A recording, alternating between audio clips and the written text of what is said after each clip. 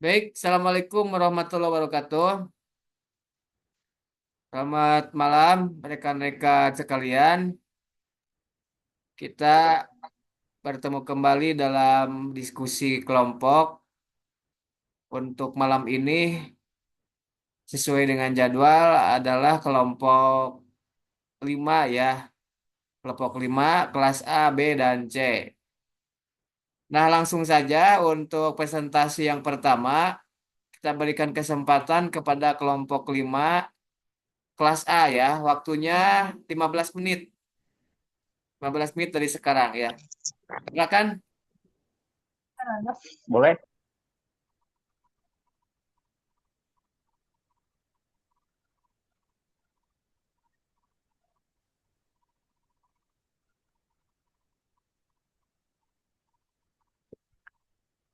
Ya, silakan langsung aja.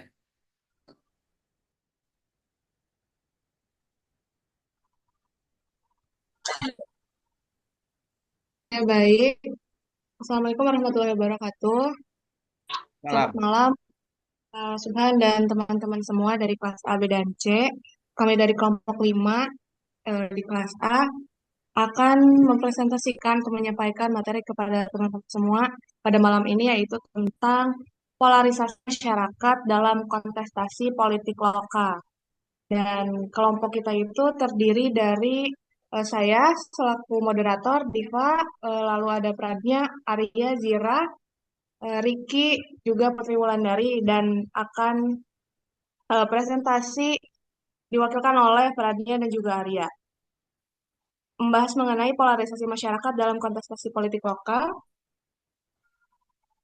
Mungkin langsung saja untuk mempersingkat waktu, materi akan disampaikan terlebih dahulu oleh Pradnya. Kepada Pradnya saya persilakan.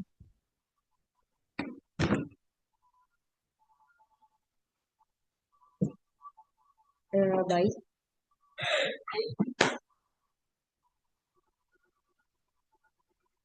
Yang pertama adalah makna dari polarisasi masyarakat dan kontestasi. Polarisasi politik ditandai dengan adanya perbedaan pendapat yang tajam antara kelompok-kelompok politik. Polarisasi muncul dari adanya perbedaan ideologi, perbedaan kepentingan, perbedaan cara pandang yang pada akhirnya memunculkan suatu polarisasi.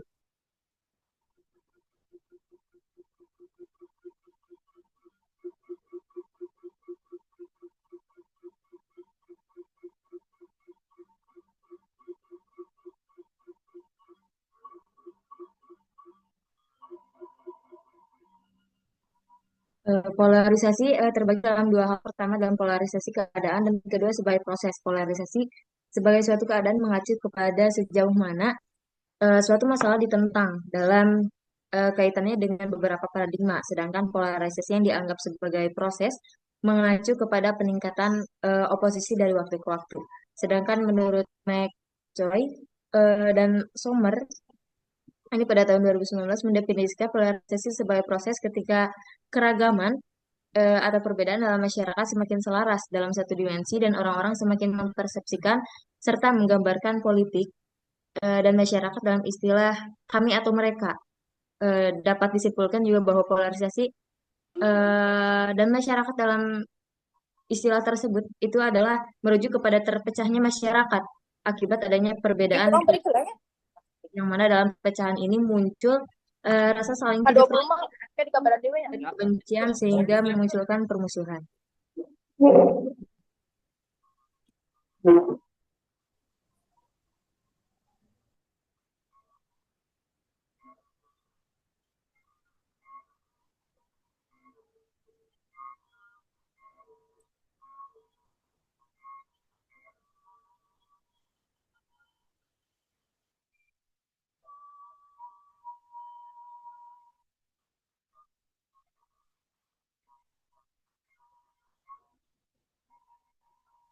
Lalu ini ada juga terkait faktor-faktor pembentukan persepsi masyarakat, di mana polarisasi ini terjadi ketika ada kontestasi politik lokal. Yang pertama adalah rasional, yang kedua adalah sosiologis dan juga psikologis, di mana eh, dalam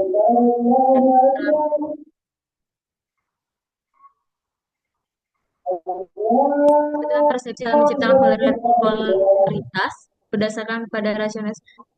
Tolong Mas Fajar itu di dulu. Terima kasih. Pada rasionalis ini biasanya memunculkan budaya argumentasi rasional tanpa sentimen yang mana perbedaan dan pertentangan dalam kontestasi politik lokal ini didasari pada hal-hal yang substansi yang sekaligus menciptakan budaya diskusi melalui aspek-aspek substansi politik. Yang kedua adalah sosiologis. Eh, s- eh, Faktor sosiologis ini menciptakan kondisi di mana perdebatan dan pertentangan tanpa didasari ranah-ranah substansi, tetapi didasari karena pengaruh lingkungan yang dominan di dalam suatu masyarakat. Yang ketiga adalah psikologis. Faktor psikologis ini terpengaruh karena branding dari pasangan calon sehingga menghasilkan persepsi yang mempengaruhi cara pandang masyarakat terhadap pasangan calon tersebut. Saya kembalikan kepada moderator.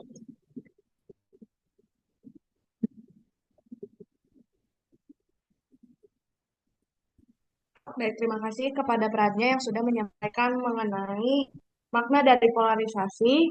Juga ada faktor pembentukan persepsi masyarakat saat terjadi polarisasi dalam kontestasi politik lokal. Mungkin untuk mempersingkat waktu selanjutnya kepada presentator kedua yaitu Arya. Kepada Arya saya persilakan. Oke, baik.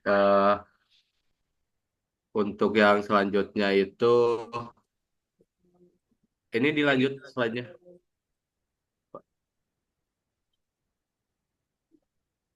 Ada dampak negatif dan positif dari polarisasi di masyarakat dalam kontestasi politik lokal itu. Yang pertama adalah memperkuat untuk yang dampak positifnya itu ada memperkuat identitas politik lokal di mana polarisasi ini dapat memperkuat masyarakat untuk lebih sadar akan isu-isu yang relevan gitu dengan daerah mereka. Hal ini dapat membantu untuk membangun solidaritas di dalam kelompok tertentu gitu. Yang kedua ada kontrol pemerintah yang lebih kuat. Eh, untuk polarisasi ini memunculkan oposisi yang lebih kuat gitu terhadap pemerintahan lokal. Dengan adanya kelompok masyarakat yang kritis, pengawasan terhadap kebijakan dan tindakan pemerintah ini menjadi lebih intensif sehingga berpotensi untuk mengurangi penyalahgunaan kekuasaan. Untuk yang dampak positif yang ketiga adalah peningkatan partisipasi dan kesadaran politik gitu. Dalam polarisasi ini membangun motivasi kepada masyarakat itu untuk lebih aktif dalam berpartisipasi di politik lokal gitu, termasuk dalam pemilu, kampanye ataupun diskusi publik. Antusiasme ini dapat memperkuat demokrasi dengan meningkatkan keterlibatan warga negara dengan adanya perbedaan pandangan yang tajam dalam masyarakat itu sendiri gitu. Terus untuk dampak negatifnya ada perpecahan antar individu dan kelompok. Nah, untuk yang perpecahan ini kalau misalkan merujuk pada tadi pembentukan persepsi itu ada yang tidak rasional gitu ya dalam artian faktor sosiologis gitu ataupun psikologis. Nah, ketika dalam polarisasi tersebut ada tumbuhnya itu dari sosiologis ataupun psikologis itu rata-rata ataupun terkadang itu tidak menciptakan sebuah budaya diskusi yang rasional gitu sehingga mudah untuk terjadi perpecahan gitu. Terus yang kedua adalah terjadinya diskriminasi dan kriminalisasi. Jadi balik lagi ke yang tadi, ketika pembentukan persepsinya itu berdasar sosiologis ataupun psikologis yang bukan pada ranah-ranah rasionalitas, itu memunculkan sikap-sikap diskriminasi dari satu kelompok terhadap kelompok lain, bahkan kriminalisasi itu sendiri. Yang ketiga ada perpecahan politik.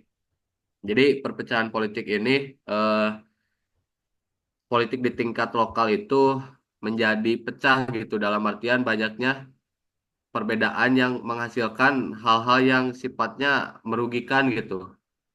Jadi untuk dampak negatifnya seperti itu. Boleh lanjut? Nah, untuk langkah preventif mencegah polarisasi masyarakat. Yang pertama itu meningkatkan literasi digital. Meningkatkan literasi digital ini dapat membantu masyarakat mengenali berita palsu dan propaganda yang dapat memicu polarisasi. Nah, hal ini harus didukung gitu karena masyarakat kita itu cenderung pragmatis gitu dalam menerima informasi yang ada di internet. Yang kedua ada penegakan hukum yang adil. Jadi dalam penegakan hukum ini harus secara adil terhadap pelanggaran yang berkaitan dengan politik identitas dan ujaran kebencian yang dilakukan oleh kelompok-kelompok di masyarakat. Ini termasuk memberikan sanksi yang tegas kepada pihak-pihak yang terbukti menyebarkan kebencian dan melakukan provokasi. Yang ketiga ada keterlibatan pemerintah. Jadi dalam hal ini pemerintah harus terlibat untuk menunjukkan semacam komitmen dan menjaga integritas serta keadilan dalam proses politik. Yang keempat ada penguatan modal sosial gitu. Jadi dari kegiatan-kegiatan eh, harus memperkuat solidaritas dan kerjasama antar kelompok-kelompok di masyarakat.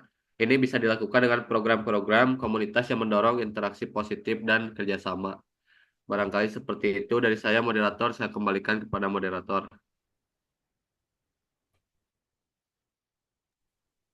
Terima kasih kepada perannya juga Arya yang sudah menyampaikan materi, mempresentasikan materi mengenai polarisasi masyarakat dalam kontestasi politik lokal. Polarisasi politik ini memang merupakan fenomena yang dapat berdampak positif juga negatif ya untuk masyarakat. Oleh karena itu perlu adanya upaya-upaya untuk mencegah dan mengatasi polarisasi politik. Polarisasi tersebut juga dapat dilakukan oleh berbagai pihak termasuk pemerintah, masyarakat, juga lembaga-lembaga demokrasi.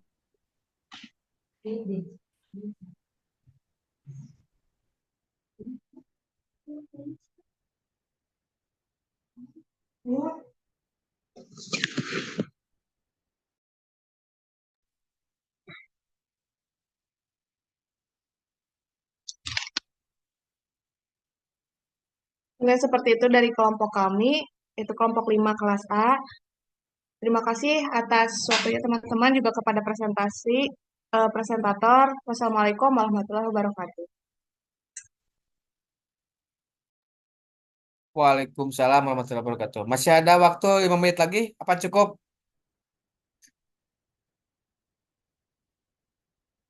Cukup ya? Cukup, Pak. Oke, baik. Untuk selanjutnya kita berikan kesempatan kepada kelas B ya. Silakan kelas B untuk share screen. Nanti untuk pertanyaan-pertanyaan di akhir saja ya, disimpan dulu. Silakan kelas B sudah ada? Baik, Pak. Terima kasih. Ya, silakan. Langsung saja ya.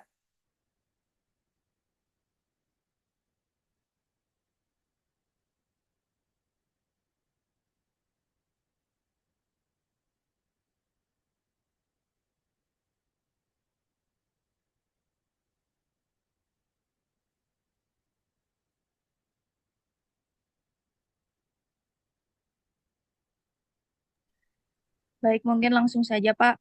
Sebelumnya perkenalkan, saya Riris Putri Kirani, selaku moderator dari kelompok 5 dari kelas B. Sebelumnya, kelompok kami akan membahas mengenai analisis dinamika konflik pilkada di Kota Tasikmalaya 2024.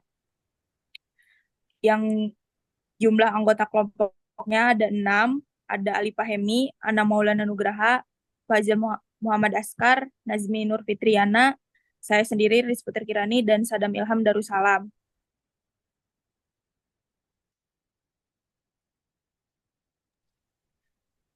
Mungkin langsung saja ke pematerian pertama mengenai konflik pilkada yang akan dijelaskan oleh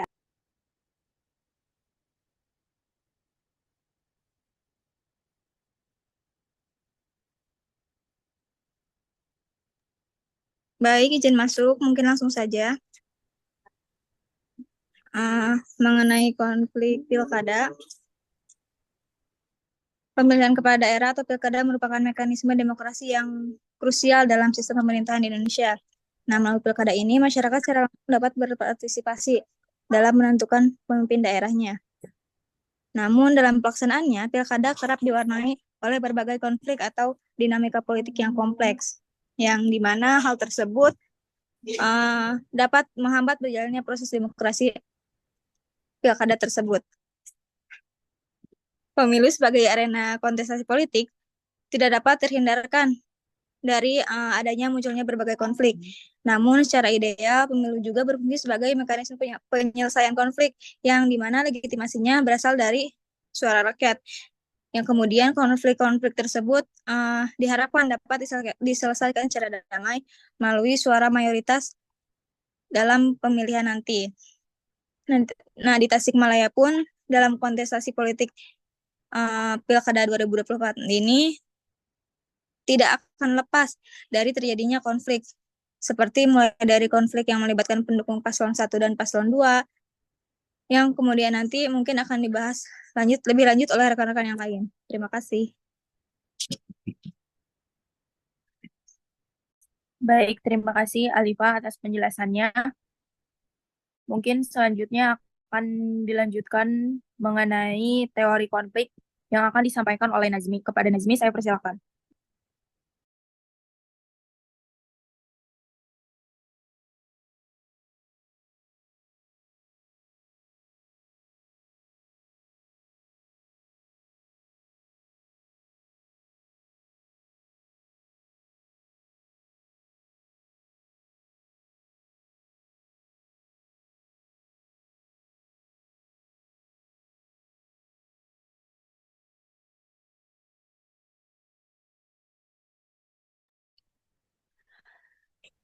Baik, karena mungkin Nazmi sedang terkendala jaringan, untuk itu dilanjutkan dengan materi selanjutnya mengenai dinamika pilkada di Kota Tasikmalaya yang akan disampaikan oleh Sadam. Kepada Sadam, saya persilahkan.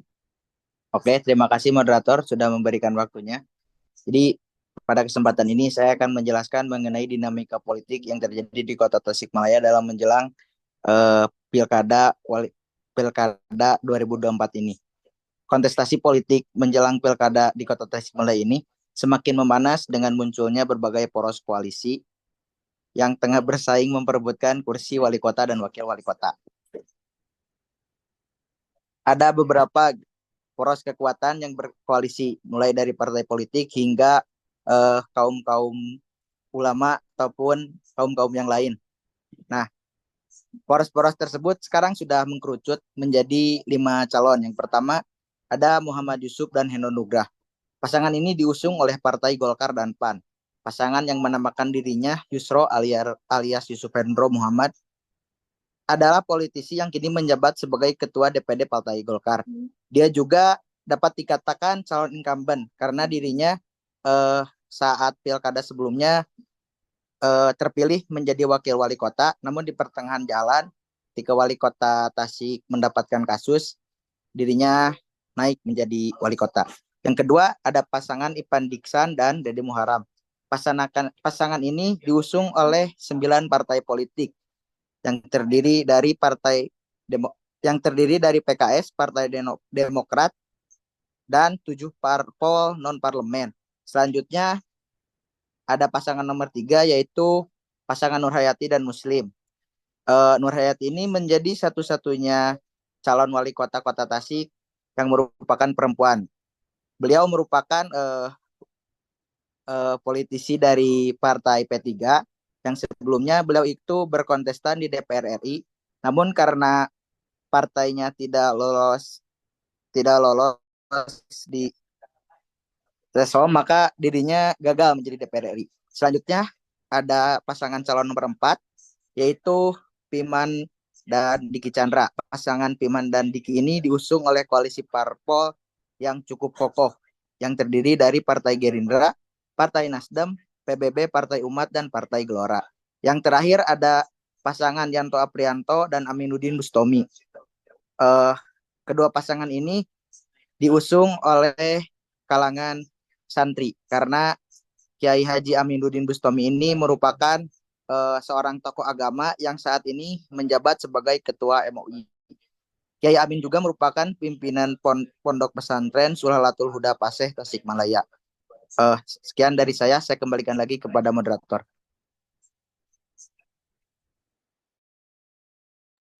Baik, terima kasih Sadam atas presentasinya. Selanjutnya mungkin karena tadi terlewat, kita akan masuk ke pembahasan mengenai teori konflik yang akan dijelaskan oleh Nazmi. Kepada Nazmi, Baik, terima kasih kepada moderator. Di sini saya akan sedikit menjelaskan mengenai teori konflik. Teori konflik adalah teori sosiologi yang melihat bahwa konflik adalah penyebab perubahan sosial, bukan penyesuaian nilai-nilai. Teori ini didasarkan pada beberapa asumsi, di antaranya manusia memiliki kepentingan dasar yang ingin didapatkan. Kedua, kekuasaan merupakan pusat hubungan sosial dan sumber konflik. Ketiga, ideologi dan nilai-nilai digunakan sebagai senjata untuk mengejar kepentingan sendiri. Yang kedua ada teori konflik menurut para ahli. Di sini teori menurut para ahlinya ialah menurut Karl Marx. Eh, Konflik menurut Karl Marx merupakan suatu bentuk pertentangan kelas. Ia juga memperkenalkan konsep struktur kelas di masyarakat. Masyarakat dilihat sebagai arena ketimpangan yang mampu memicu konflik dan perubahan sosial. Mark melihat konflik di masyarakat berkaitan dengan adanya kelompok yang berkuasa dan dikuasai. Konflik kelas timbul karena adanya pertentangan kepentingan ekonomi. Dan untuk teori konflik yang dikemukakan oleh Surjono Sukanto menjadi dasar konseptual yang sesuai. Teori tersebut berfokus pada aspek-aspek sosiologis yang dapat menjelaskan dinamika konflik dalam konteks pemilu. Ide-ide seperti konflik sosial, stratifikasi sosial, dan interaksi sosial dapat diterapkan untuk menguraikan faktor-faktor yang memicu konflik dalam proses pemilu. Faktor penyebab atau akar-akar pertentangan konflik menurut Surjono Sukanto ialah satu, perbedaan antara individu-individu yang dapat melahirkan perbedaan pendirian dan perasaan. Dua, perbedaan kebudayaan merupakan suatu hal yang melatar belakangi pembentukan serta perkembangan kepribadian. Ketiga, ada perbedaan kepentingan merupakan sumber utama dari pertentangan dalam kepentingan ekonomi dan politik. Terakhir, perubahan sosial dapat merubah nilai-nilai yang dalam masyarakat sehingga menyebabkan munculnya golongan-golongan yang memiliki pendirian berbeda. Menelaah konflik milu menggunakan teori konflik ini sangat penting karena bertujuan untuk menelaah suatu pertentangan antara individu atau kelompok sosial yang terjadi karena perbedaan kepentingan yang disertai dengan penentangan pihak lawan dan berupa ancaman atau kekerasan. Mungkin segitu saja dari saya kembalikan kepada moderator.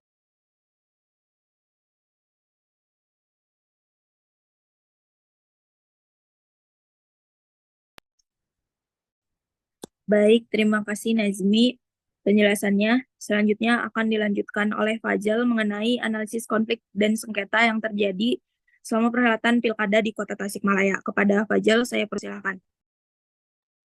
Baik, terima kasih. Selamat malam rekan-rekan, selamat malam Pak Subhan sebagai dosen Bambu. Baik, di sini saya akan jelaskan lebih dalam mengenai analisis konflik dan sengketa. Nah, sebelumnya saya ingin mengajak teman-teman untuk menyatukan pandangan gitu antara perbedaan konflik dan sengketa itu terlebih dahulu. Yang pertama hanya selayang pandang saja yang tadi sudah dijelaskan oleh rekan saya Natsumi mengenai konflik sendiri tidak bisa lepas ya, tidak bisa lepas dari proses politik yang mana merupakan pilkada yang merupakan proses politik di mana kebersinggungan antara pihak-pihak, komunikasi dan interaksi antar pihak-pihak yang memiliki kepentingan, tentunya bagaimana cara mereka mendapatkan kepentingan mereka, kebutuhan mereka, pastinya mereka akan mementingkan dari sendiri dan akhirnya gitu menciptakan konflik. Nah, sebelum itu, kawan-kawan, dalam konteks pemilihan umum atau pilkada, baik itu pilkada atau pemilu, konflik ini yang saya baca dari beberapa jurnal dan karya tulis yang saya temukan, konflik dalam pilkada atau pemilu ini bisa dibedakan, bisa diklasifikasikan ke dalam dua, yaitu pertama adalah konflik elektoral dan yang kedua adalah konflik non-elektoral. Konflik elektoral sendiri itu biasanya terjadi di antara hubungan antara baik itu kandidat atau partai politik atau dengan pihak netral seperti ASN. Terhadap konflik-konflik elektoral itu bersinggungan langsung seperti itu. Nah, lalu konflik non elektoral itu yang kayak gimana? Sebenarnya konflik non elektoral sendiri adalah konflik-konflik umum sebenarnya. Bisa jadi seperti yang kita pada umumnya tahu gitu, seperti buzzer ataupun kalau kita urutkan ya, mau dari yang kecil ataupun yang lebih besarnya itu yang seperti buzzer itu yang lebih kecilnya atau yang lebih besarnya ke atasnya itu seperti politik hitam ataupun politik identitas. Itu eh, eh, konflik-konflik non elektoral gitu. Nah, tadi saya mengatakan ada sedikit pembedaan antara konflik dan sengketa. Nah, dari yang jurnal yang saya temukan, konflik dan sengketa sendiri merupakan dua hal yang cukup berbeda gitu. Dalam konteks pemilu. Nah, konflik sendiri biasanya itu terjadi dan terkadang kejadiannya itu tidak banyak terpublikasi atau tidak pernah dimasukkan ke dalam unsur-unsur yuridis. Nah, ketika sebuah konflik itu kemudian diangkat menjadi unsur-unsur yuridis ataupun kehukuman, maka konflik itu sudah masuk ke dalam ruang sengketa. Nah, sengketa ini akan melibatkan bukan hanya orang-orang yang berkonflik ya, dua pihak yang berkonflik, tapi akan melibatkan satu pihak yuridis yang kemudian akan menimbang bagaimana eh, hukuman atau bukan hukuman tapi jalan keluar dari konflik yang timbul di antara kedua pihak ini. Nah, di dalam analisis kali ini yaitu sebenarnya saya ingin melebarkan gitu, bukan hanya di Kota Tasikmalaya saja tapi di Kabupaten Tasikmalaya sendiri gitu, karena dari kekurangan saya tidak bisa menemukan beberapa daftar konflik ataupun sengketa yang terdaftar dan terjadi di Kota Tasikmalaya itu cukup sedikit datanya, dan mungkin kalau ada teman-teman yang punya data yang lebih konkret bisa untuk men-share gitu, teman-teman dari kelas A, B ataupun C gitu. Nah, konflik-konflik yang saya temukan ini dibedakan ya, ada konflik, ada sengketa. Kalau dari konflik sendiri, saya menemukan dari jurnalnya Ilham Ramdhani bersama dengan Pak Randi Muharoman, ya Pak Randi dari Unsil, mohon maaf kalau salah penyebutan namanya, itu dari jurnalnya yang berjudul Hak Kelompok Masyarakat Protestan Cihideng pada Pemilu Kota Tasikmalaya. Nah, sebenarnya mungkin pembahasannya pilkada, tapi karena proses pemilihan pada pilkada dan pemilu itu sebenarnya masih sama-sama saja, dan mungkin jurnal ini bisa lebih ke arah apa ya, resolusi lah untuk setidaknya tidak terjadi pada pilkada gitu. Nah, pada konflik pilkada masyarakat Protestan Cihideng ini, dalam jurnalnya itu ditemukan beberapa apa ya, beberapa faktor-faktor penyebabnya. Di antaranya adalah satu, kurangnya ruang partisipasi yang diberikan kepada masyarakat Protestan yang harusnya diwadahi oleh KPU. Yang kemudian yang kedua adalah tercatat bahwa KPU tidak memberikan sosialisasi yang maksimal sehingga mengakibatkan beberapa masyarakat Protestan, terkhususnya Gereja Pasundan, tidak bisa memberikan hak pilihnya. Nah, konflik ini kemudian diselesaikan dengan mediasi. Dalam catatan jurnalnya adalah mediasi antara KPU dengan masyarakat Protestan, di mana menjanjikan bahwa untuk periode selanjutnya KPU bisa lebih mewadahi masyarakat-masyarakat Protestan ini. Saya tidak saya tidak bisa menyebutkan minoritas, tapi itulah masyarakat Protestan, karena bukannya apa ya, bukannya kayak masyarakat Protestan ini masyarakat kecil, bukan kayak gitu, tapi lebih ke arah setidaknya eh, jika kita memperhatikan masyarakat-masyarakat eh, dengan mohon maaf ke oke, lanjut, maaf saya agak ini. Oke, selanjutnya ada, langsung saja ke daftar sengketa. Pada sengketa pilkada ini saya menemukan satu pelaporan sengketa yang terjadi di lingkup Kabupaten Tasikmalaya. Yaitu yang pertama adalah terjadinya malpraktik pemilihan kepala dan wakil kepala daerah di Kabupaten Tasikmalaya pada pemilihan tahun 2020.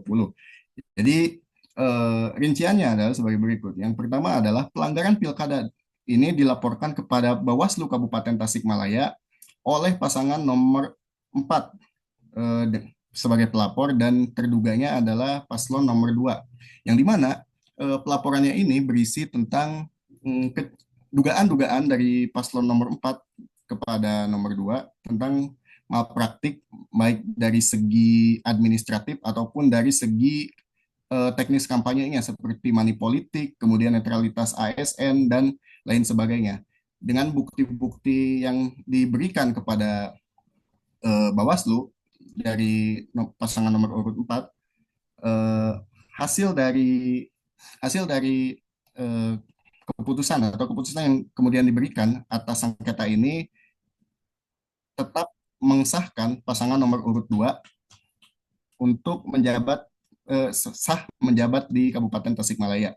Eh, Kemudian yang selanjutnya sengketa yang terbaru ini sebenarnya masih sedikit ranahnya sedikit abu-abu karena saya sendiri tidak bisa menemukan ketetapan dari KPU ataupun berita-berita mengenai masalah ini, entah ini masuk ke dalam konflik atau udah sengketa, tapi ada satu konflik di mana paslon Ade Sugianto ini dilaporkan ke Bawaslu karena dituding melanggar aturan masa jabatan. Nah, dari beberapa konflik tersebut kita juga bisa melihat bahwa di Tasikmalaya sendiri proses pemilihan calon pemimpinnya sendiri tidak lepas dari beberapa konflik-konflik yang sudah saya sebutkan. Mungkin kedepannya pada tahun 2024, yaitu di tanggal 27 nanti, semoga saja konflik-konflik ini ataupun selanjutnya tidak terulang kembali. Mungkin seperti itu. Mohon maaf apabila penyampaiannya sedikit terbata-bata, saya kembalikan kepada moderator. Terima kasih. Baik, terima kasih Fajal atas presentasinya. Selanjutnya dilanjutkan dengan pematerian terakhir mengenai perubahan sosial. Saya persilahkan. Baik, terima kasih kepada moderator. Di sini saya akan menjelaskan tentang perubahan sosial, di mana berita hoax sebagai kunci polarisasi politik di Pilkada 2024.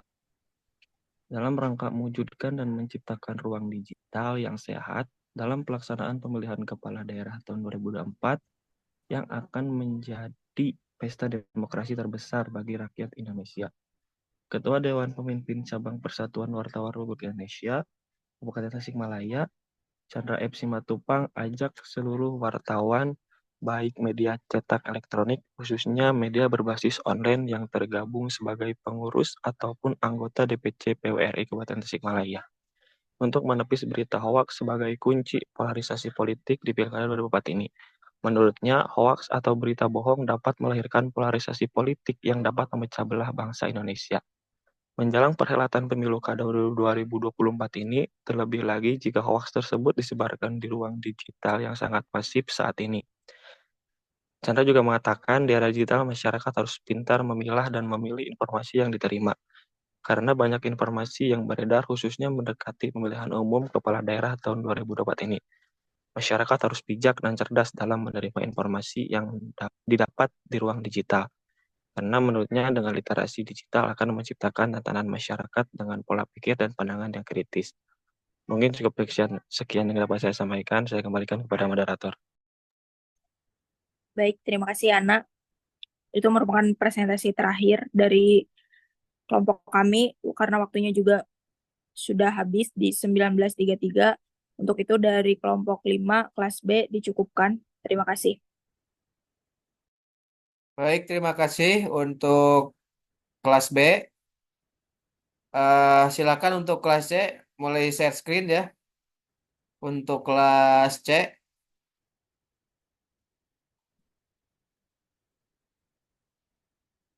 silakan langsung saja kelas C. Baik, Assalamualaikum warahmatullahi wabarakatuh. Terima kasih kepada Pak Subhan selaku dosen pengampu mata kuliah Pilkada dan Kontestasi Politik Lokal.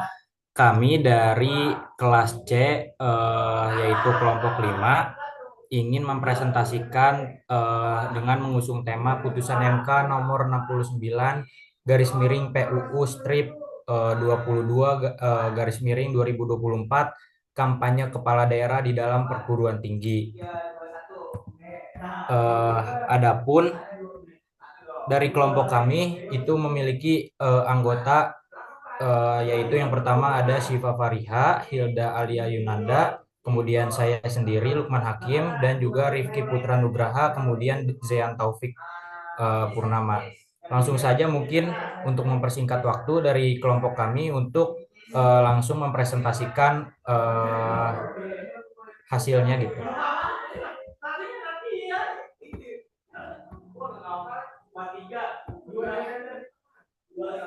Baik, terima kasih kepada moderator yang telah memberikan kesempatan saya untuk menyampaikan materi tentang putusan Mahkamah Konstitusi nomor 65. Substansi yang dimohonkan pada para pemohon pada pokoknya sama dengan substansi perkara pada nomor 65 slash PUU slash 21 slash 2023 yang menyatakan larangan kampanye di kampus dikecualikan. Dalam pertimbangan hukum mahkamah membacakan secara konstitusional, maka konstruksi norma pada pasal 22E ayat 2 Undang-Undang Negara Republik Indonesia tahun 1945 tidak hanya sekedar dibaca bahwa pemilu diselenggarakan untuk memilih anggota DPR, DPRD, DPD, serta Presiden Wapres, tetapi juga harus dimaknai termasuk di dalamnya pemilihan kepala daerah atau pilkada. Pemaknaan demikian atau sinkronasi pengaturan atau hukum pemilu hal-hal yang memiliki kesamaan antara pemilu dan pemilihan kepala daerah. Berkenaan dengan hal itu, mengatakan salah satu tahapan pemilu dan pemilihan kepala daerah yang dapat dinilai memiliki kesamaan adalah penyelenggara kampanye. Oleh sebab itu, Mahkamah tidak ada keraguan untuk memberikan atau memberlakukan pertimbangan hukum putusan Mahkamah Konstitusi nomor 65 PUU /21/2023 secara mutandis terhadap permohonan akwo. Pengecualian terhadap larangan kampanye di perguruan tinggi dimaksudkan untuk memberikan kesempatan kepada Sivitas Akademika untuk menjadi salah satu lokomotif penyelenggaraan kampanye pemilu untuk mendalami visi, misi, program kerja yang ditawarkan oleh masing-masing calon dengan memberikan kesempatan yang sama kepada semua calon. Selain itu, mengecualikan larangan kampanye di perguruan tinggi yang berarti membuka kesempatan dilakukan kampanye dialogis secara lebih konstruktif yang pada akhirnya akan bermuara pada kematangan berpolitik bagi masyarakat. Mungkin itu saja yang bisa saya sampaikan. Saya kembalikan kepada moderator. Mungkin bisa dilanjut oleh pembicara kedua. Baik, terima kasih moderator. Selanjutnya, dalam judicial review ini antara putusan MK nomor 65 dan putusan nomor 69 dalam pasal 69 huruf I UU Pilkada menyatakan dalam kampanye dilarang menggunakan tempat ibadah dan tempat pendidikan. Dalam sidang pemeriksaan pendahuluan yang digelar di MK pada Jumat 12 Juli 2024, Sandi Yuda Pratama Hulu, pemohon 1, merasa dirugikan. Pasal 69 huruf I UU Pilkada yang membatasi pemohon untuk menguji secara kritis gagasan calon pemimpin daerah di tempat pemohon menempuh pendidikan tinggi saat ini. Sementara Stefani Gloria, pemohon 2, yang juga merupakan mahasiswa, merasa dirugikan dengan adanya pasal tersebut karena potensi tertutupnya informasi mengenai gagasan antara calon pemimpin dalam ruang dialog akademis yang berpengaruh terhadap pilihan pemohon 2 sebagai pemilih pemula dalam Pilkada 2024. Sandi menyampaikan dalam pemilu 2024 yang lalu, banyak pelaksanaan diskusi publik, forum akademis, serta debat calon pasangan presiden dan wakil presiden, serta antar caleg di perguruan tinggi. Bahkan penyelenggara kegiatan tersebut mendapat atensi besar dari pihak pengelola kampus serta animo dari para mahasiswa. Baik, di sini saya akan melanjutkan apa yang telah disampaikan oleh Siva Farida. Jadi dari judicial review tersebut, menurut pemohon, apabila ketentuan dalam pasal 69 huruf I Undang-Undang Pilkada tetap dijalankan dalam Pilkada serentak tahun 2024, maka para pemohon dirugikan hak konstitusionalnya karena tidak dapat lagi turut serta dalam menguji ketajaman para calon kepala daerah mengenai visi dan misi serta gagasannya secara mendalam, kritis, dan akademis di dalam perguruan tinggi. Para pemohon juga akan kehilangan satu cara yang paling baik dalam menentukan pilihan dalam pilkada mendatang.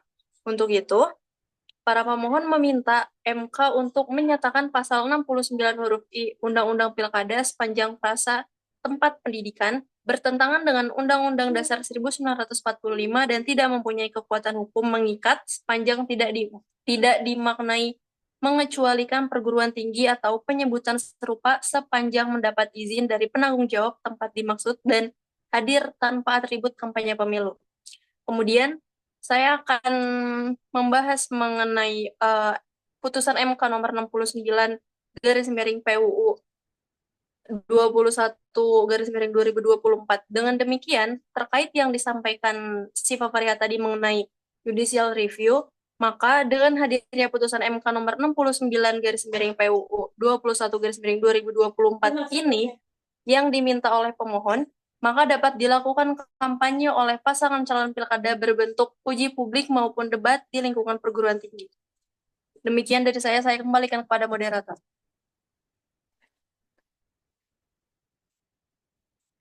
Mungkin bisa dilanjutkan kepada pembicara selanjutnya, yaitu Zean.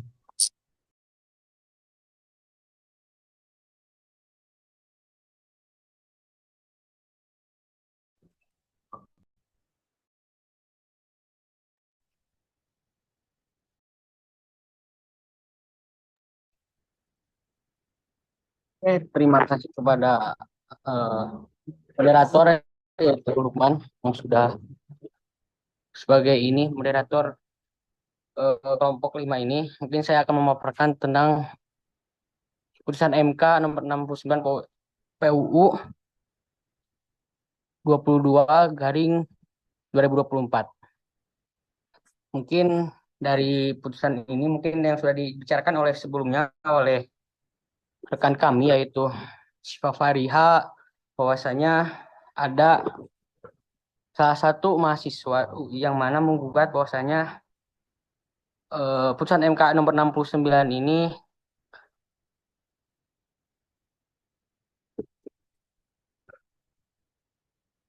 mungkin 69 ini salah satu putusan yang mana melegalkan bahwasanya berkampanye yang ada di pilkada ini untuk di akademik, di lingkungan akademik, bahwasanya di universitas yang ada di tempat masing-masing mungkin. Dan di pilkada ini di nomor putusan 69 ini bahwasanya setiap calon kepala daerah ini boleh berkampanye atau uji publik yang mana memperkuat gagasannya untuk bisa menambahkan intelektualitas mahasiswa yang mana mereka ini bahwasanya berlatar belakangi intelektualitas bahwasanya ada di mahasiswa, dan ini uji publik dalam putusan MK ini 69 ini ada persyaratannya, yaitu tidak boleh memakai APK apapun yang ada beratribut kampanye yang ada, dan bahwasanya mereka pun uji publik pun tidak boleh memakai apapun atribut yang mencolok mempengaruhi berkampanye tersebut. Dan salah satu contoh yang pernah dilakukan oleh salah satu calon yang mana salah satunya di Bali, mereka tuh salah satu mengundang calon gubernur Bali di Universitas Ganesha. Mereka menguji publikan kepala-kepala daerah yang ada di Bali tersebut, dan mereka pun tidak memakai apapun atribut apapun yang mereka pakai, dan mereka pun sebagai calon mereka pun hanya memberikan gagasan atau uji publik yang ada di mereka akan lakukan ketika mereka berhasil menjadi salah satu terpilih yang ada di pemilihan kepala daerah ini. Mungkin tujuan dari putusan MK nomor 69 ini salah satunya bahwasanya banyak ruang lingkup kualitas yang ada di mahasiswa itu, salah satunya ruang lingkup akademisi. Dan mereka yang dua orang ini, yang mahasiswa ini, tempat yang untuk menguji publik itu tepat untuk di ruang lingkup di akademisi, contohnya di universitas-universitas yang ada di daerah-daerah. Mungkin urgensi yang ada di putusan MK nomor 69 ini. Mungkin saya kembalikan kepada moderator. Mungkin sekian dari presentasi kelompok kami. mungkin akan dikembalikan kepada dosen pengampu Bapak Subhan. Terima kasih. Baik, terima kasih rekan-rekan kelompok 5 kelas C atas presentasinya. Kita akan lanjutkan dalam diskusi dengan rekan-rekan lainnya. Kita buka kesempatan untuk sesi pertama. Silakan siapa yang akan bertanya dan ditujukan ke kelompok berapa ya. Silakan siapa dulu?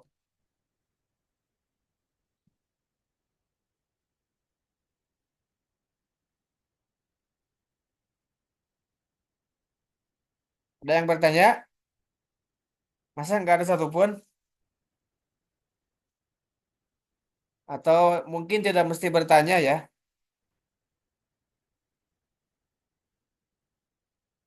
Ya, Jaki dulu. Silakan Jaki. Oke, baik.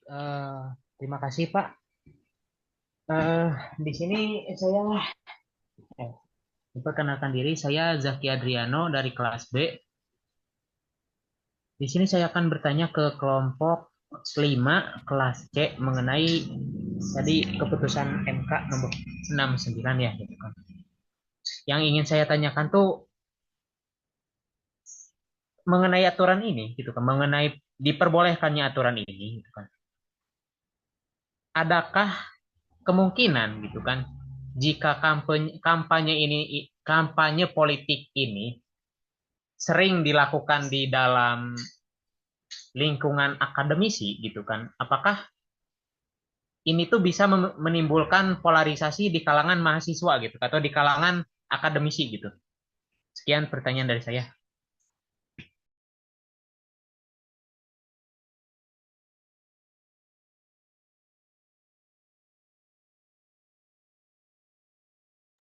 Baik, Jaki, terima kasih. Mungkin ada yang lain?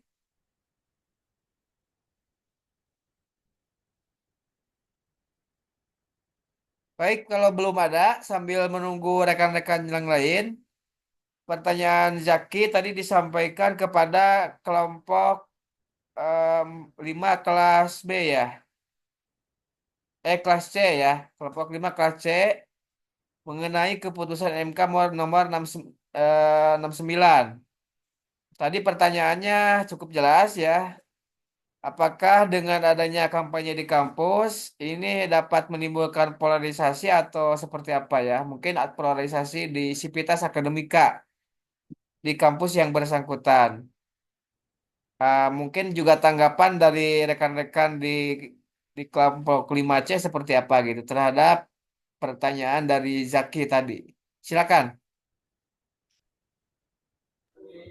Izin Bapak, izin menjawab terkait pandangan dari Zaki kelas B kepada kelompok kami, kelompok 5 kelas C, terkait polarisasi yang akan terjadi pada sivitas akademik di mahasiswa ataupun ruang lingkup universitas. Saya rasa peraturan ini ataupun putusan MK nomor 69 yang mengatur terkait ada pengecualian kampanye di ruang lingkup perguruan tinggi itu saya rasa sudah tidak ada celah gitu. Maksudnya bukan tidak ada celah kan, tetapi sudah rapih dikarenakan di dalam putusan itu adanya pembatasan tanpa mengenakan atribut kampanye ataupun embel-embel partai.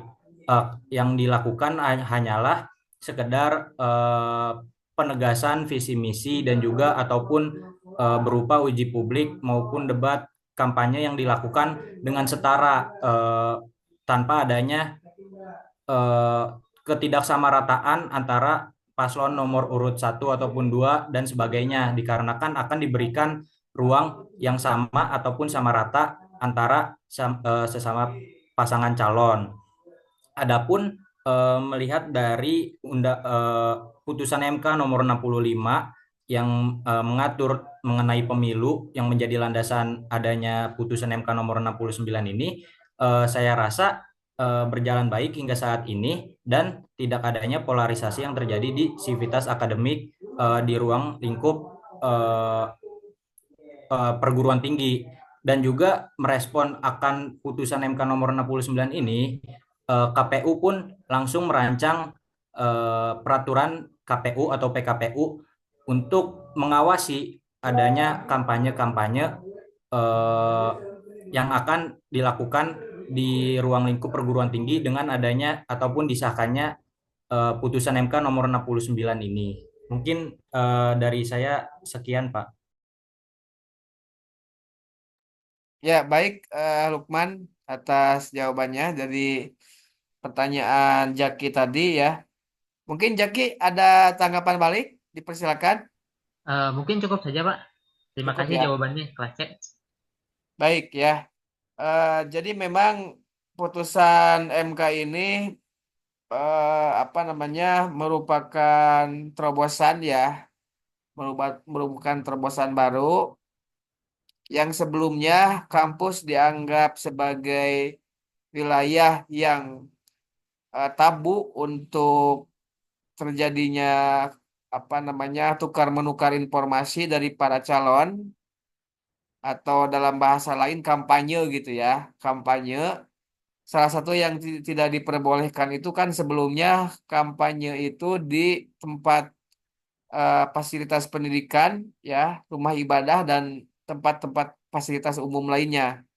Nah, melalui adanya judicial review ini dari rekan-rekan mahasiswa tentunya ini menjadi putusan MK ini menjadi terobosan baru bahwa sebenarnya yang tidak diperbolehkan itu bukannya tukar menukar informasi gagasan ya di kampus bagi para calon gitu, tetapi yang tidak diperbolehkan itu ketika kampanye itu mengganggu gitu ya, mengganggu dengan munculnya simbol-simbol atau juga bendera-bendera atau slogan-slogan gitu. Tetapi kalau misalnya informasi visi misi itu ya, visi misi dari para calon itu kemudian dikaji secara ilmiah, diuji di kampus, itu sebenarnya malah bagus untuk memberikan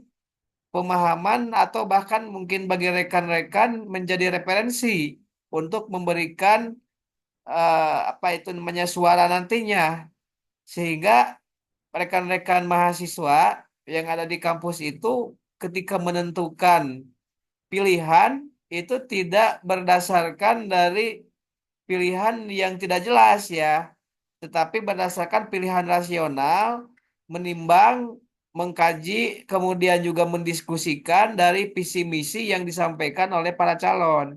Itu yang mendasari ya, yang mendasari kenapa kemudian putusan MK ini memberikan keleluasaan dan juga di ketentuannya disebutkan bahwa pelaksanaan kampanye di kampus yang dimaksud itu adalah dalam bentuk pemaparan visi misi yang kemudian didiskusikan secara terbuka dan memiliki argumen-argumen akademik ya untuk diuji kemudian sampai kepada visi misi program secara ilmiah gitu. Ya, jadi tidak tidak dalam bentuk kemudian slogan-slogan atau dalam bentuk pamflet-pamflet, tetapi dalam bentuk penyampaian informasi yang kemudian difeedback balik ya, difeedback oleh sivitas akademika di kampus, baik itu oleh dosen ataupun mahasiswa atau pihak-pihak lainnya yang berkepentingan dengan itu. Dan biasanya itu dapat di dapat di format ya kegiatannya dalam bentuk seminar umum, diskusi publik atau juga eh, apa diskusi-diskusi dalam format ilmiah lainnya yang tentunya mengedepankan asas keadilan dan juga proporsionalitas. Jadi ketika satu calon diundang, maka calon lainnya pun harus diundang gitu ya. Harus diundang. Dan juga disampaikan bahwa permohonan untuk kegiatan itu adanya di calon, bukan di kampus sebenarnya. Cuman kampus menyediakan fasilitas yang dapat dipakai oleh para calon atau timnya para calon LO untuk berdiskusi dengan masyarakat kampus gitu. Itu yang dimaksud sebenarnya ya, yang dimaksud dengan kampanye di kampus. Silakan bagi rekan-rekan yang ingin bertanya tadi dari kelompok satu mengenai pola kelompok A5 ya, kelas A5 itu mengenai polarisasi masyarakat dan kontestasi politik lokal. Jadi maksudnya kemungkinan-kemungkinan terjadinya polarisasi politik di masyarakat dengan dalam konteks kontestasi politik lokal atau pilkada ya dalam hal ini. Silakan dikritisi tadi juga rekan-rekan menarik juga sebenarnya banyak hal yang dapat dipertanyakan ya. Kemudian juga tadi dari kelompok B kelas kelas B kelompok 5 mengenai konflik ya.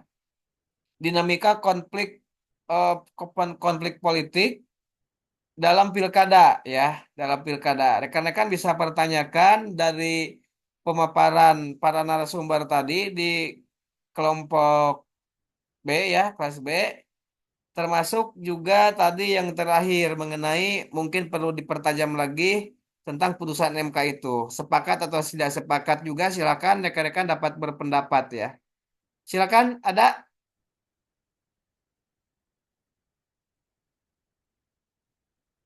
Tidak mesti bertanya ya, kita masih punya waktu 15 menit lagi lah ya, masih cukup lama. Silakan dipergunakan untuk menyampaikan argumen ataupun ide-ide ya tentang tiga hal tadi tapi ya, tentang tiga isu tadi. Tidak ada ini?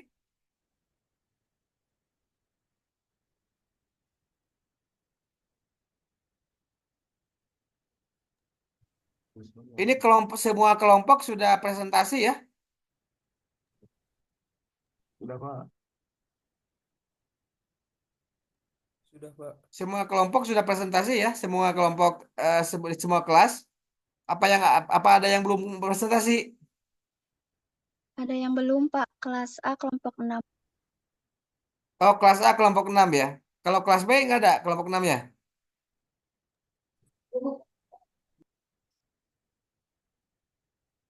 Izin menjawab Pak, kelompok 6 kelas B juga belum. Oh, kelas C belum. Atau nggak ada kelas C kelompok 6-nya? Untuk kelompok 6 juga belum, Pak. Oh iya, oke oke. Berarti terakhir ya, kita minggu depan terakhir untuk kelompok 6. Silakan ada yang berpendapat?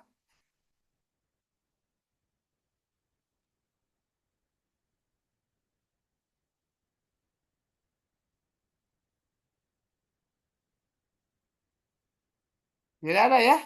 Benar ini tidak ada ini? Paham. Sedikit Pak dari saya barangkali. Oh iya, silakan. Siapa ini? Arya atau siapa? Arya Pak, Arya. Baik, silakan Arya. Barangkali tadi terkait polarisasi yang terjadi di masyarakat gitu. Kita sebagai mahasiswa mungkinnya mengingatkan juga gitu kepada barangkali teman-teman atau orang-orang di sekitar kita gitu kalau dalam eh, penerimaan ataupun melihat gitu fenomena-fenomena politik di sekitar itu ya usahain atau bukan usahain ya tapi coba lihat dari sudut pandang rasionalitasnya gitu Pak, bukan hanya sekedar sosiologis ataupun psikologis itu, entah entah itu karena mungkin peran ataupun fenomena tersebut tuh terasa kasihan ataupun karena pengaruh orang-orang di sekitar gitu. Tapi kita punya preferensi sendiri dalam menilai sebuah fenomena politik yang ada di sekitar kita gitu. Jadi nantinya hal tersebut itu menumbuhkan budaya-budaya diskusi dalam masyarakat gitu. Nah, di sisi lain juga manfaatin buat publik ruang-ruang publik yang ada di masyarakat ataupun di ranah-ranah kampus gitu untuk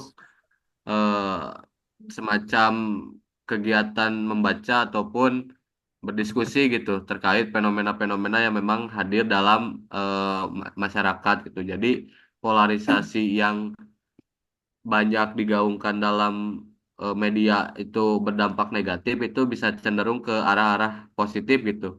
Karena memang kualitas pemahaman dari masyarakatnya sendiri itu bukan hanya melihat dari faktor sosiologis ataupun psikologisnya aja gitu, tapi memang di ranah-ranah rasionalitas gitu yang mampu diperdebatkan dan mampu diargumentasikan gitu oleh kelompok-kelompok di masyarakat. Barangkali seperti itu, Pak. Ya, ya baik Arya tadi kelompok A ya, kelas A ya. Iya, Pak. Nggak mempertegas ya. Baik, sebenarnya ya menarik sekali ya mengenai tema polarisasi, apalagi kita satu hari lagi akan mungkin khususnya yang bagi teman-teman Tasik ya di kota dan kabupaten kan menghadapi pilkada ya, pemilihan bupati, wakil bupati, wali kota dan wakil wali kota. Tentunya ketika pemilih yang tidak tidak dewasa dalam tanda petik dewasa itu bukan persoalan umur ya, tetapi tidak dewasa dalam menyikapi perbedaan karena pasti pasti di antara lapisan masyarakat ini akan ada perbedaan pilihan dan dalam beberapa kasus masih saja ada kelompok masyarakat yang terpengaruh emosional gitu ya, secara emosional terhadap perbedaan itu dan kadangkala menimbulkan konflik ataupun permusuhan, terutama yang fanatik-fanatik pilihan itu gitu. Jadi sebenarnya sebagai pemilih kita tidak usah fanatik ya, tidak usah fanatik, tentunya menjadi pemilih cerdas gitu. Menjadi pemilih cerdas artinya bahwa kita memilih secara rasional. Apa kira-kira ketika kita memilih pilihan kita itu, besok misalnya kita hari Rabu menentukan pilihan, manfaatnya bagi diri sendiri itu apa gitu. Ketika kita memilih si ini, itu tidak apa-apa juga. Salah satu pertimbangan kita memilih seorang pemimpin itu pertimbangan pribadi juga nggak apa-apa. Baru nanti ke pertimbangan-pertimbangan yang lebih luas lagi ya, pertimbangan mungkin kebijakannya, pertimbangan visi misinya yang memiliki yang berpotensi bermanfaat untuk setidaknya 5 tahun ke depan dan tentunya rasional gitu. Dan ketika kita berbeda pilihan dengan teman-teman yang lain ataupun pihak lain, ya itu bukan sesuatu masalah ya, bukan sesuatu masalah. eh, apa namanya mungkin saja ya perbedaan itu, tetapi kadangkala kan karena mungkin tidak biasa dengan persaingan, tidak biasa dengan perbedaan, ada juga banyak pemilih yang fanatik dan kadangkala menimbulkan permusuhan gitu. Sepertinya mustahil gitu hal itu ya dalam dalam konteks masyarakat yang intelek, dalam konteks masyarakat yang sudah berpendidikan gitu. Tetapi pada kenyataannya ya di masyarakat ada saja yang seperti itu. Muncul muncul muncul saja yang seperti itu. Ya mungkin juga besok kita akan melihat dan bahkan juga penyebabnya tidak hanya dilakukan oleh masyarakat yang tidak sekolah ya, tetapi tentunya dari kelompok-kelompok memang kadangkala juga diciptakan kondisi yang seperti itu. Biasanya kelompok-kelompok ya pendukung fanatik ataupun mungkin tim sukses yang menghalalkan segala cara gitu ya. Artinya ada juga tim sukses, mungkin baik itu tim sukses dalam dataran yang utama, tim sukses utama ataupun tim sukses relawan gitu ya. Artinya kalau tim sukses relawan itu bukan bukan tim sukses utama gitu. Itu yang membuat kondisi-kondisi yang tidak nyaman justru supaya menimbulkan persaingan yang tidak ini ya, tidak sehat gitu. Nah, seharusnya seperti apa? Seharusnya dalam konteks kontestasi politik lokal ya diciptakanlah kondisi yang nyaman gitu ya. Itu pasti aja ada. Saya yakin ya, hal-hal yang dapat menimbulkan polarisasi itu seperti misalnya strategi-strategi yang dilarang ya, seperti money politik. Saya yakin money politik tuh ada aja. Masih ada ya, besok itu masih ada karena juga laku juga ada masyarakat yang mau juga untuk dibayar seperti itu. Kadangkala ambil aja uangnya, milih mah ka mana we, Cen. Seperti itu. Istilah-istilah yang seperti itu kan sudah memasyarakat dalam artian bahwa di sisi lain juga sangat sulit juga membendung masyarakat untuk tidak kooperatif dengan mereka yang menghalalkan segala cara atau money politik khususnya ya, yang money politik itu. Bahkan ada desas-desus serangan pajar itu eh, istilahnya diawur gitu ya, ngawur uang ketika satu hari ataupun beberapa saat sebelum hari H gitu. Nah, itu saya kira tapi kalau kalau saya sendiri sebenarnya di dalam hidup saya ya selama saya mungkin dewasa mencoblos memberikan pilihan eh, belum pernah ada tuh ke saya itu yang nawari money politik gitu ya. Belum pernah ada gitu kan yang datang ke rumah saya eh, menawari sejumlah uang untuk memilih calon tertentu.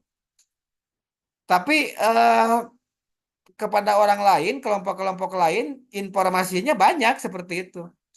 Nah, artinya juga mungkin mereka-mereka yang melakukan money politik pun itu kadang-kala melihat juga orangnya seperti apa. Apakah orangnya itu dapat dipengaruhi dengan sejumlah uang untuk memberikan pilihan-pilihan tertentu, ataukah orang tersebut mungkin memiliki kemandirian, memiliki pemikiran yang tidak bisa dirubah dengan uang. Mungkin seperti itu juga sih. Saya juga tidak tidak terlalu ini ya, karena ini harus diteliti ya.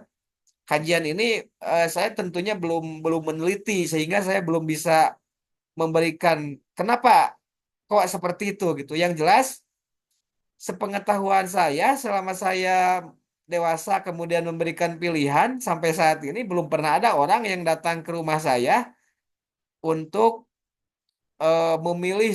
memilih tokoh tokoh politik tertentu dalam pilkada ataupun dalam pilihan-pilihan yang lainnya, caleg atau pilihan presiden yang pernah datang untuk menawarkan sejumlah uang supaya saya misalnya berubah pilihan gitu.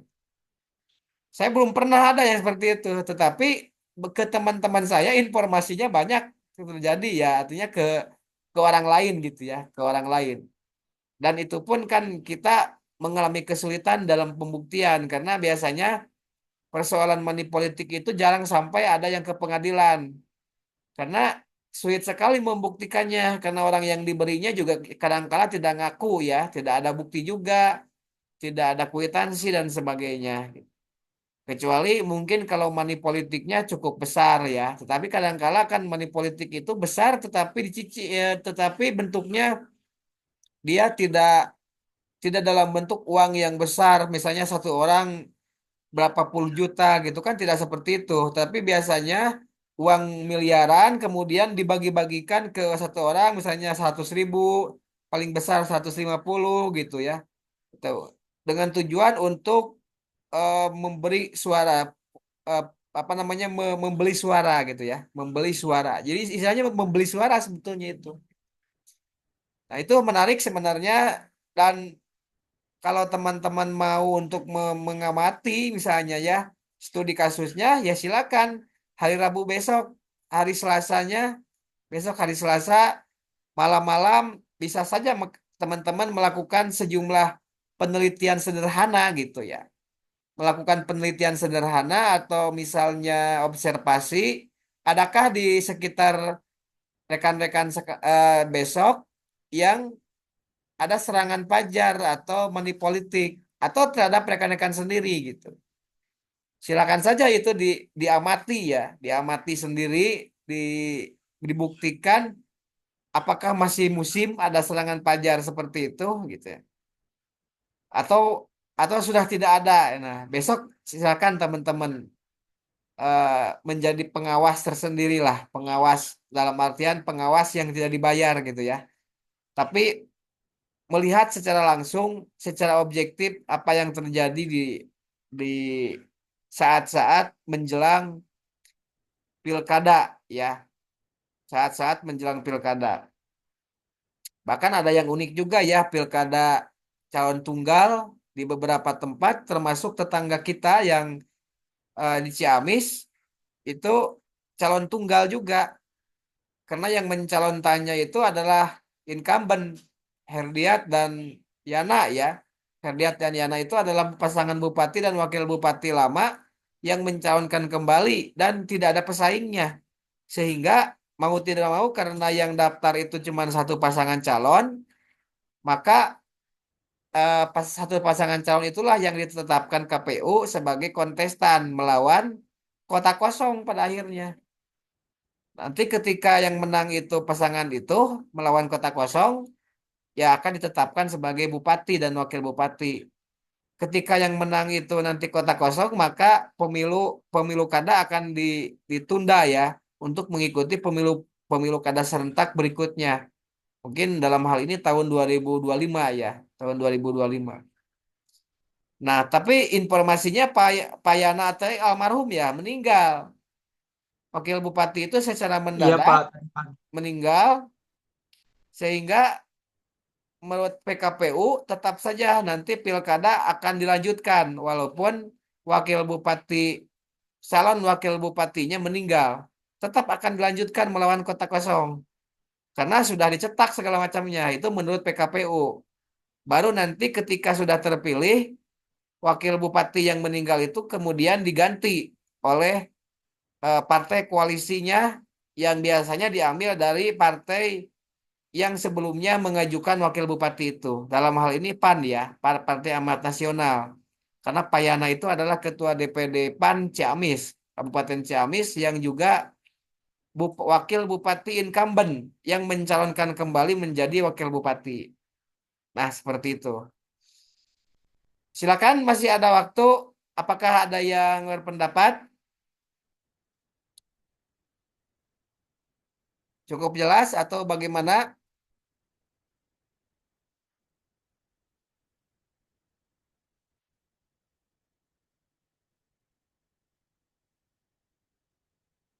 Baik, rekan-rekan sekalian, kalau tidak ada yang bertanya, berarti dianggap cukup ya untuk pertemuan kita hari ini.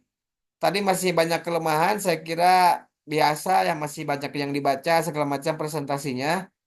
Tapi saya kira tidak masalah lah ya. Untuk perbaikan ke depan saja supaya lebih apa namanya cepat ya, lebih cepat lagi di dalam respon. Karena eh, ini akan menjadi pembelajaran yang berharga di dalam seminar atau diskusi publik itu butuh butuh spontanitas ya, butuh kecepatan dalam merespon pertanyaan-pertanyaan ataupun dalam menjawab itu supaya tidak banyak terlalu berpikir ya, terlalu lama berpikirnya gitu. Jadi di dalam diskusi-diskusi publik itu sebenarnya kita banyaknya lebih kepada spontanitas sebenarnya. Tidak usah belajar lagi, tidak usah namanya melihat informasi-informasi di Google atau seperti apa apa namanya semua spontanitas. Tentunya ya karena kita sudah ada kesiapan sebelumnya membaca atau seperti apa dulu gitu ya. Atau diskusi dulu mengenai hal itu gitu. Baik, sebelum saya tutup, masih ada yang perlu didiskusikan atau ingin menyumbangkan argumen-argumen yang dianggap penting? Persilakan.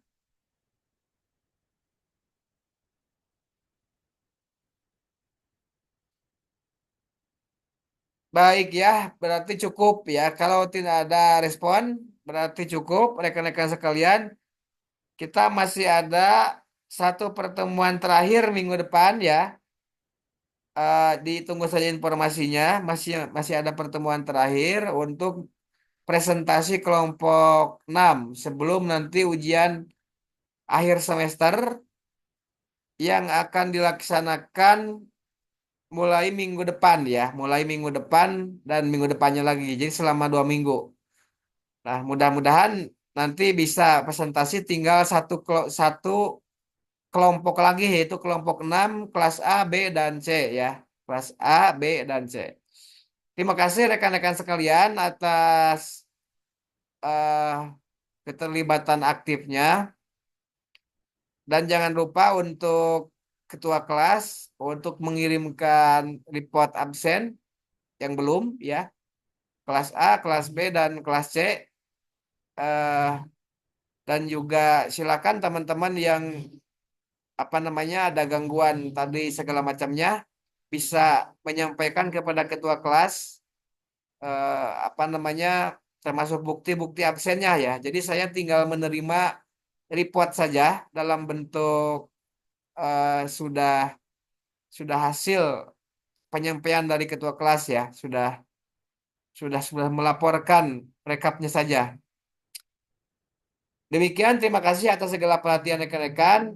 Saya tutup saja. Assalamualaikum warahmatullahi wabarakatuh. Waalaikumsalam. Waalaikumsalam warahmatullahi wabarakatuh. Waalaikumsalam warahmatullahi